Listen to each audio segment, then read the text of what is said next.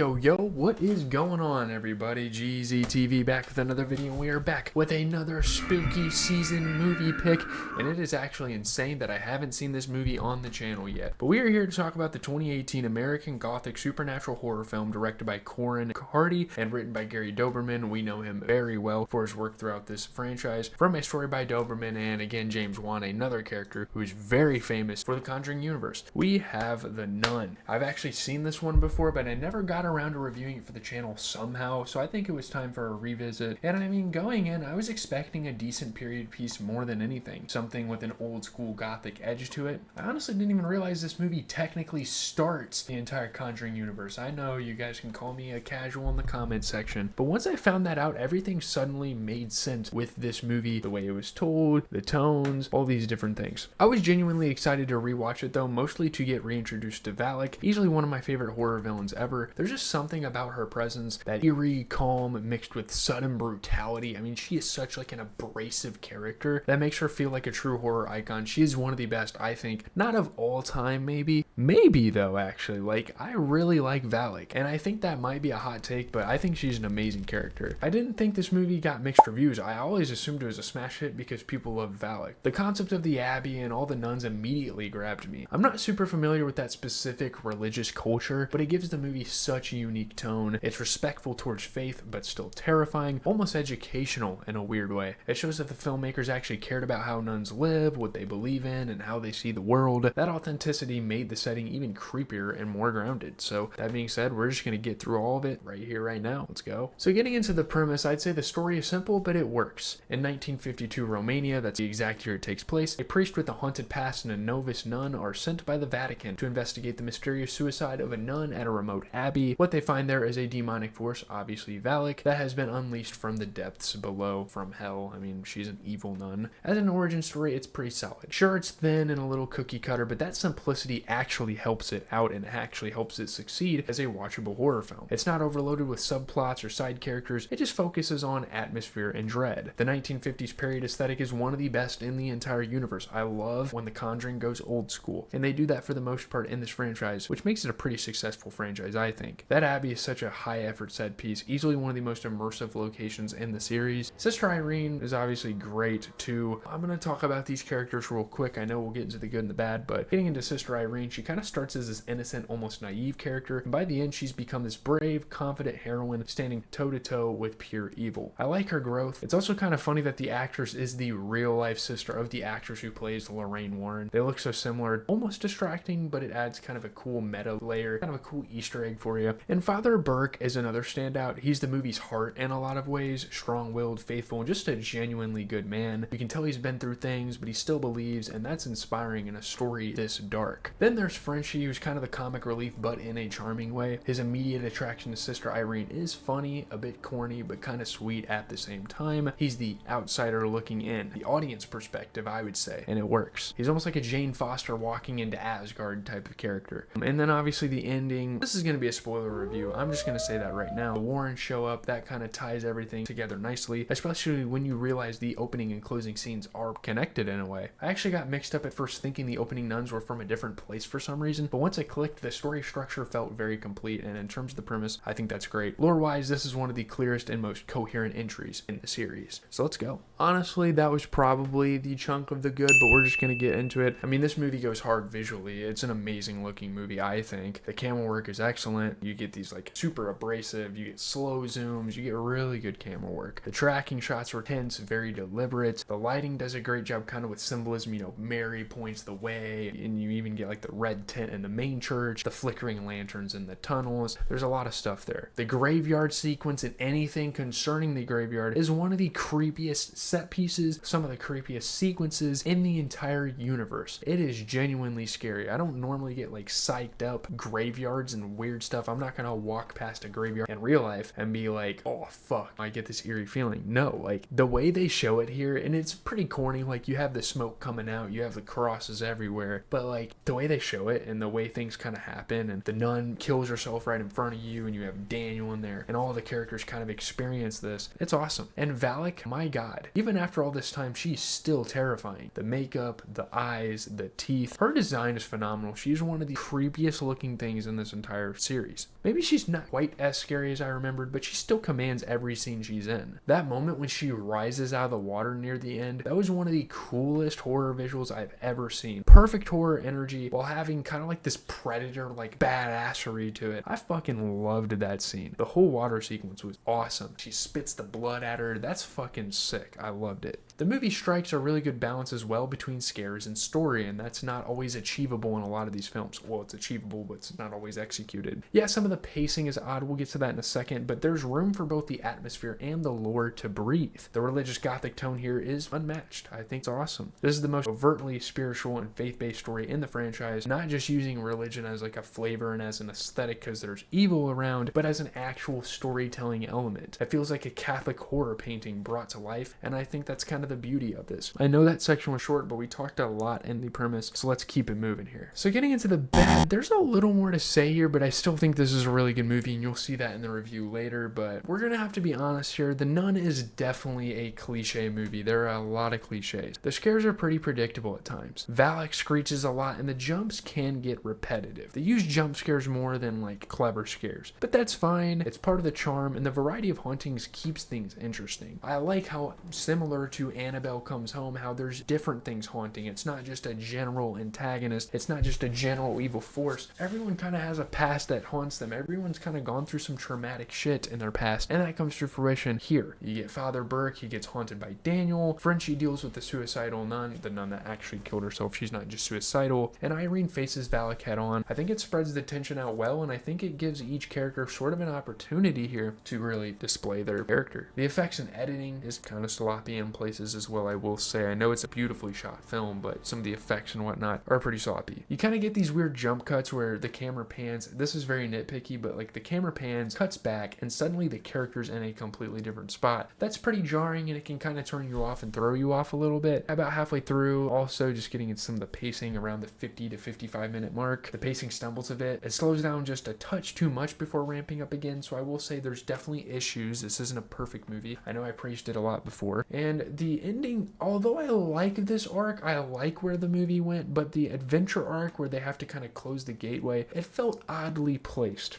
I feel like this was more of like a middle of the movie type of thing. They fight off what's her name, and then they come back in the room with the nuns praying, and maybe that would have been a better sequencing. I'm not sure. I'm not going to sit here and tell them how they should have sequenced their movie. I'm not an expert here, but that's just kind of how I looked at it. It's fine thematically, but the movie kind of wrapped up with the abbey burning down and still kind of made sense a little bit. We'll get into the abbess in a second, but it just shifts gears in a strange way towards the end. It completely switches vibes, which I thought was a bit strange. And okay, the abbess, just kind of talking about her, that character was weirdly handled. I feel like she had such a horror vibe to her, and they only really use her for a cheap thrill. She talks like she's this ominous, powerful figure, and then just randomly shrivels up and dies after a jump scare. That moment threw me off a little bit, even though the twist later that most of the nuns were dead the whole time. I think all of them were actually dead the whole time. Helps explain it. It felt strange in the moment. Obviously they pay it off later, but still kind of a weird decision there for them. So getting into the things that are just kind of whatever. Tone wise, I would say it stays pretty consistent all the way through. Again, adventure elements near the end felt off, and a few of Frenchie's jokes didn't land, but overall it works. The performances are pretty good across the board. Not Oscar level, but solid, especially for what movie we're talking about here. Horror movies aren't really known to have Oscar nominees, and horror fans complain about that, but there's not a lot of Oscar-worthy performances coming out of this genre. I still love the genre, but we gotta be real for a second here. The nuns are kind of background filler, but that actually fits the atmosphere. They're not really supposed to stand out individually, as they're not even alive in the real time. They actually ended up being dead the whole time, so that's fine. Frenchie's the most relatable character here, I would say. He's goofy, brave, genuinely a likable guy, pretty naive as well. And even though he's French, weirdly, he feels like a down-to-earth American guy. I don't know how they casted him that way, how they ran him that way, but that's kind of cool to me. That blue-collar humor cuts through all the religious seriousness in a good way. I don't know what it was about him. Maybe it was the fact that he went to a bar and everyone was talking the town and how this curse was happening. I don't really know. And just getting into the ending, I think it was okay. I think it was satisfying. Valak's defeat, the revelation about Frenchie's possession was